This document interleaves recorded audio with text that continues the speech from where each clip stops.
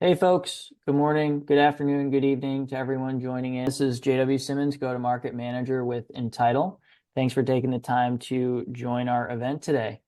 We're going to expect this event to be between 20 and 30 minutes or so. We have Colin Palmer as our guest, and we're really excited about what we have to share today. So some rules of the road for the event. Please use the Q&A area for questions to the speakers. You'll find that Q&A button at the bottom of your screen along with all the other buttons on your Zoom bar. There's also a chat button you can use to raise any technical issues over the course of the event. And we will get the recording for this event and the deck sent out to you all afterwards. Moving ahead, let's introduce the speaker of the day, Colin Palmer. Colin is a global leader of customer success and is responsible for some of our larger verticals of customers ranging in food and packaging, pumps, machining, and industrial equipment. He comes from a technology background in optimizing the usage of sales and service solutions. And at Entitle, his role is to work with customers across these verticals to help them transition to proactive workflows across aftermarket sales and service using our data science and AI capabilities. Colin, over to you. All right. Thanks, JW. Thanks for the introduction. Thank you, everybody, for joining in today and taking time to listen to us and what we have to share in terms of value and insights on growing your aftermarket business in 2024. One other thing I'd add, just as part of the introduction, is I've been awarded or I've had the pleasure of actually working with a lot of our customers that are that use channel partners as their go-to-market strategy. So a lot of hands-on experience. We've also taken experience from learning from our customers, prospects, as well as other individuals as well. And so what I wanted to do today as an agenda or a key takeaway, just to level everybody in the audience, we'll identify who and what is a channel partner and why are they important to an OEM's business model. We'll hit some of the challenges while working with the channel partner that most commonly arise, and then how do we empower our channel partners as an OEM to drive more revenue and take control. And so just beginning off, what are channel partners and why do they exist? A channel partner is a company that partners with a manufacturer or producer to market and sell a manufacturer's products and services. In very simple terms, I can give you an analogy: is Apple manufactures phones, and you can buy Apple phones through Best Buy because they're a type of channel partner network for them. And so why would an OEM want to do that and potentially lose on margin? Well, there's 5 points here that we've come up with. I'm sure there's an argument for more here, but these are just the most standout things: is capital efficiency. Hey, I can go and hire somebody to do sales for me. They can take on all the overhead costs, variable costs, fixed costs, hire the team, put a roof over their head or an office, pay for the technology, etc., to go out and do the selling for me. I don't have to do any of that hiring or take on any kind of cost. There's the benefit of having an established network. Hopefully, you all who are on the call are working with channel partners who you've shaken hands with, that rub elbows with the people that you're trying to sell to. So if you sell pumps in the municipal network, hopefully your partner knows those people. OEM products are typically part of a broader solution. So I think about like an EPC company selling to like a refinery. You have them buying all different components, building out different skids to build out this big refinery. So they're sourcing a lot of different components to build a final solution. OEMs might not want to take on the small cost of selling individual parts that partners do. And then most importantly is access to international markets. So if I were to start a business today and go through a channel or just try and sell stuff myself to across the seas to Europe, I would have no idea what I would be doing. And that's why it's great to have access to international markets and partner with them. And so great. I pointed out 5 key benefits about working with a channel partner network, but you can't have your cake and eat the whole thing. So there's some cons with doing this. It's sometimes control over the sales and the revenue that you can get generated or pushed through by a channel partner, since they are outsourced. They have their own individual internal structure and how they're pushing sales, how they're representing your brand, and how they're servicing customers. There's the whole fight with channel partner management. Fortunately, there's turnover. Everything doesn't last forever. So you have manufacturer A they turn over for whatever reason, and then you have manufacturing B that needs to pick up where they left off. And then I would say number one thing that we hear all the time when we talk to prospects and from our customers previously is lack of visibility. They don't know where their customers are just due to the age-old tradition of how they've gone to business. When they look at visibility, most of it's just gone to a single ship-to warehouse where there's housed 1,000 pieces of equipment with 10,000 transactions. So I'm going to walk through different solutions to help solve some of these challenges. I can say that it will vary from OEM to OEM, but hopefully this will help get you started up and be able to accomplish some things with what you have to work with on the upfront. And so we'll start with more control over sales. So onboarding the right partner, it really comes down to the people that you're working with. Make sure that they're willing to fly your brand and be able to be a good brand representative of your business.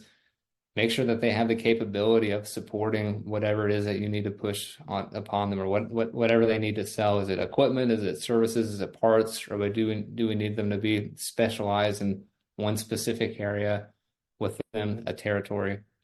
I've seen people build out different kind of exclusive partnerships with partners, not saying that they exclusively always sell manufacturers A equipment and can't sell B and C, because at the end of the day, that customer needs to be helped or service. So you might have to reach out to B and C to fulfill an order. What I'm talking about is more so on the lines of helping them out with different types of margins, or coming up with a tiered payment scale on, are they hitting these certain thresholds? At first they were getting X amount of percentage. Okay, let's increase it a little bit more.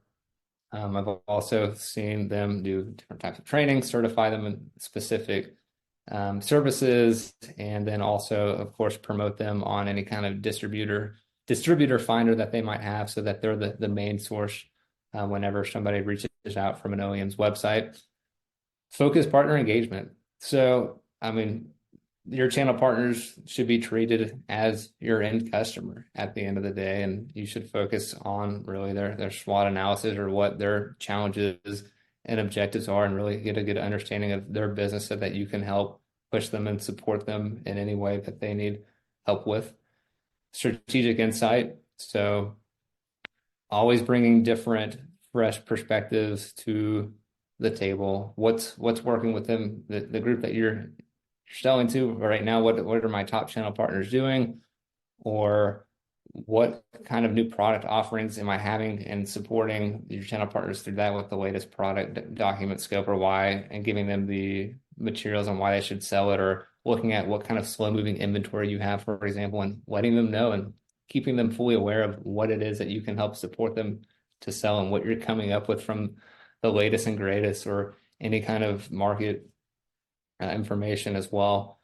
Then there's data-driven discussions, which is one of my favorite, and I think that's where we play a key component role, is looking at their data and looking at how they're selling from a wallet share or a gap analysis, to be able to see the areas of opportunity, which leads me to grade and evaluate the performance. Look at your A players, your B players, and your C players.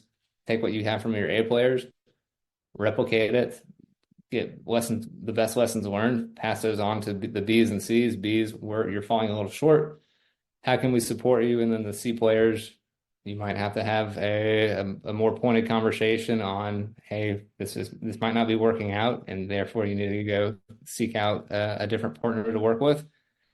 And then last but not least is appointing a channel sales operations leader. I think you could probably call this a few different names: chief partner officer, or channel leader, whatever it might be, to really take in on all these responsibilities or points to help support your regional sales managers, if those are the ones that are going out and selling to the customer. So that way you can have somebody that's fully focused on this while your RSMs are doing different things. And so I'm going to highlight here quickly the data-driven discussion point over having more control over sales. So we've had customers have QBRs with their channel partner network, and we've also built out different views like this for some of our customers to help them look at it by monthly performance, by quarterly, or by year. Sometimes it is just to that specific distribution warehouse that the data is going to, or it could be, if you're in luck, you've helped unmask, or the channel partner has willingly helped unmask some of these locations. But I mean, to come up with these different kind of numbers here and to be able to look at their performance, it all starts with coming up with a benchmark for them so that you can hold them accountable to these specific numbers. So let's say it's February the 7th, and I'm going to go meet my partner for the month. I can look at how they performed for the year of January. This is for February the 1st. I can see how many pumps they sold, what the benchmark was that we came up with for new equipment, and what that year-to-date target would be. You can see there's a gap here. I mean, we've also done it and seen it be done by specific parts as well. So that way they can see where they lay in that field so that you can have that specific conversation of where can I help them with performance. Next, we have channel partner territory management. So partner A leaves, you're bringing on partner B. There's been a lot of challenges on just passing different types of knowledge or legacy knowledge to the actual channel partner themselves. So you have historical transactions. Sometimes it's difficult for OEMs to understand what partner sold to these specific accounts to be able to track that. And then there's the whole challenge of channel partners opening up a door and not really not knowing who's what in what specific area that anybody's bought anything from you. I mean, the complications that we've seen in the past and what we've heard is typically they're relying on some kind of static spreadsheet pulled from their ERP system, or they will have access to some of the different ERP data, but they're in silo databases because the OEM has grown organically and it all hasn't been merged together. So it just really builds out a mess. More difficult is pulling all the parts transactions together, bills and materials, service transactions, translating obsolete part numbers. So I'm trying to sell part 1, 2, and 3, but in reality, I should be selling A, B, and C. And as a channel partner, I have no idea what's going on with that. Resolutions to help combat this is an investment into some type of digital solution to unlock the channel partner's specific territory. I mean, we've seen this be done by geographical locations, product lines, industries, and then assigning them that so that they do have visibility within their network so that they can see the equipment, the parts, and the services all in one place. Hopefully that's the way that the digital solution was created. We've also seen different types of customer platforms as well that have this type of information. Value, there's a lot of value that comes out of doing this. The OEM now can have better visibility on how that partner's performing since they've moved into their territory and started their partnership together. The channel partner can now have a 360-degree view of what's in their territory, and just dependent on the actual digital solution that they onboarded the partner with. Something like ours, you can build different types of campaigns, leads. There's artificial intelligence. There's a user interface that help really drive install-based selling. And so just to give you a preview of what a digital solution could look like for channel partners to make it easy, it is one, you define the territory. You might have to squint your eyes a little bit here, but territory name South. I've done it by state. I can do it by industry and other segments as well. 2 is assign the user. And then 3, voila, they have access to it. And I'll zoom into it here for a second. So this is the ideal view for a channel partner. First day walking to the door, I'm partnered up with my OEM. I can see that I have the South territory. And then on top of that, I have the benefit of doing different types of segments on my install base for me to be able to see the different types of equipment, or when they last bought, or how old is the equipment. So that way I can start drumming up different types of pipelines. And then ideal view for OEMs is they get the whole view, while hence the channel partner only had a part of the view. All right. So higher visibility into the install base. Just disclaimer again, this isn't going to work for every single person, but we wanted to give you best practices of what we've seen and what we've done for our customers to help unlock a lot of visibility. And they could just be things underneath your nose that you haven't thought of. And so first, we're just going to start off here with potential solutions and start with the ship to address. I've run projects with our teams to take the ship to address, and that could be masked by a channel partner name. And what we've done is use external and internal data sources, external being Google, where we've simply just put in the address in Google and found out that under Collins Construction Company, this is actually tied, this address actually goes to the city of Austin's municipal facility. So it can be as easy as that. We've also called into locations to find the right person to talk to sell to, if the equipment is up and running or if they'd like any kind of customer visit. So kind of like a lead generation program that we've done. You can also email them. We've seen people take a stab at building out different types of warranty registration programs. So putting a QR code on equipment, so when it gets shipped, they can scan it in or have some kind of digital form or link or just some way that you can get the data back. Just be careful, make sure when you do this that you have specific restrictions on the field so that you're getting appropriate information back and people aren't just typing in ASDFG over and over again. Next, PDFs. We've seen PDFs contain a lot of different information. Again, this varies by customer, but in some instances, we've seen the channel partner's name on there, going to their their warehouse, but also have the end user data.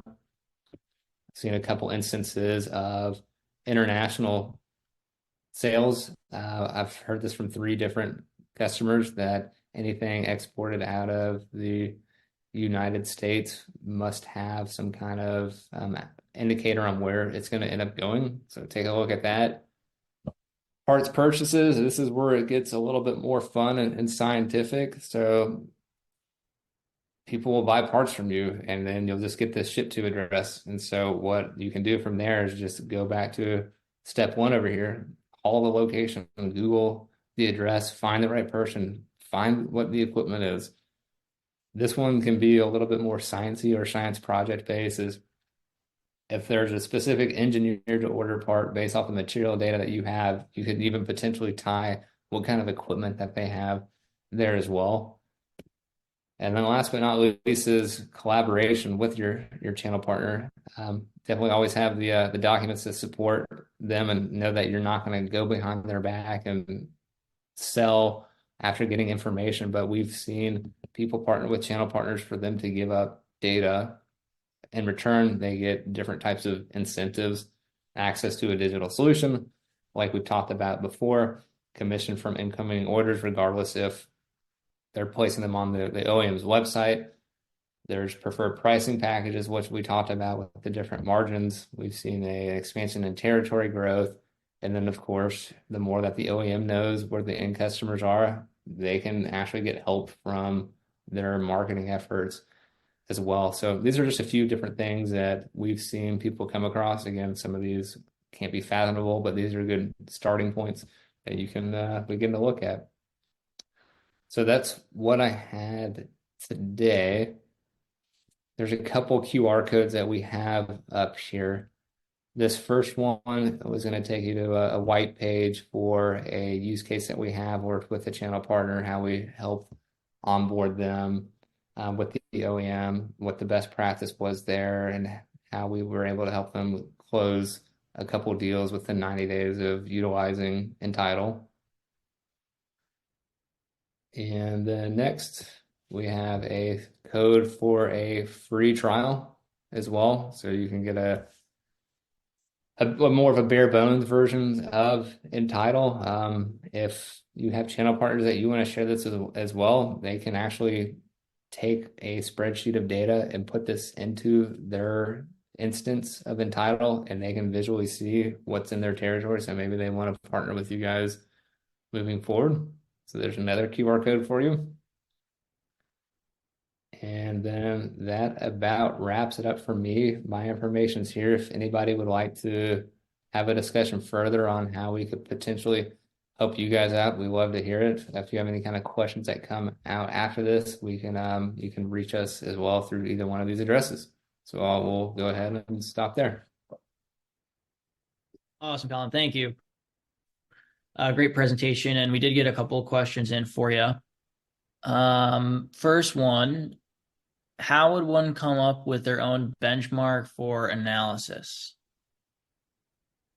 That's a good question. That can be a difficult one. I think there's different ways and methods and variabilities of going about actually accomplishing that. I mean, there's a simple version where you can look at the actual OEM and or look at the actual performance of the channel partner or the life cycle of the equipment that you have and just create a mask over what are the top 90% of people buying parts and services and come up with a benchmark like that.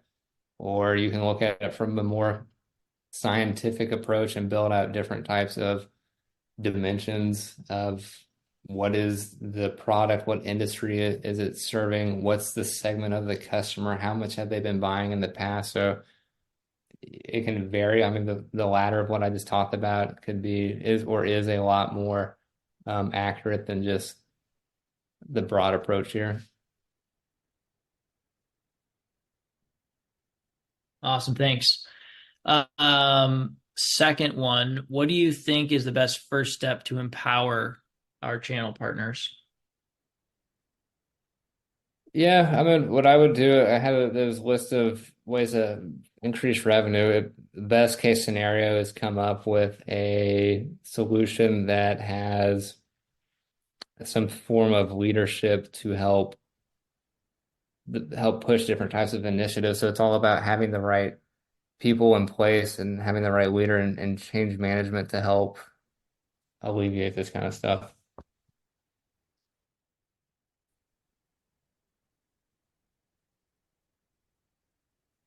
Thank you. Okay.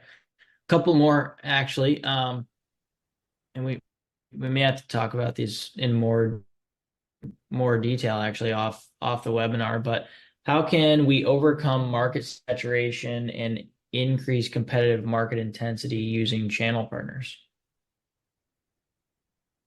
Got it. So I know that choosing and selecting certain partners has been a strategy that I've seen and making sure that they have specific areas that they work in and not having different types of intersections with people climbing into their own specific business, I guess per se, but breaking it up by industry segments, municipal or industrial, if those are the different markets that you're serving. And then as far as increase competitive market intensity using channel partners, I mean, I would go with the play of being able to look at their performances individually, coming up with those benchmark for channel partners, and then being able to address like, hey, you need to catch up on sales because you're this far behind, and this is where you should actually be.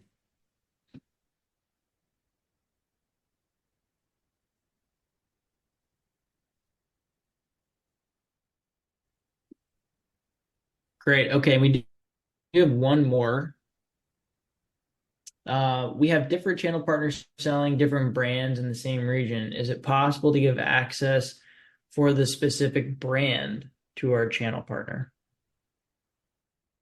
Yeah, so using entitle, I share that you can break it up by different geography. There's the different industry segments and product lines. As long as the product lines are different, then yes. If not, then that's something that we can go about distinguishing within the data. So when you actually do onboard somebody in entitle and you put them on a specific product line, then it'll already be done.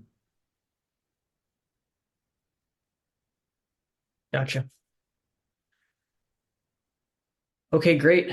I don't see any more questions in the Q&A right now, so I think we're good to wrap up. Colin, any closing comments? No, I hope this is valuable.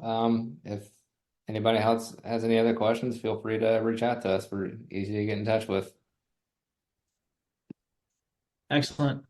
All right, folks, thanks so much for your time today. Appreciate it, and we'll see you on the next event. Cheers.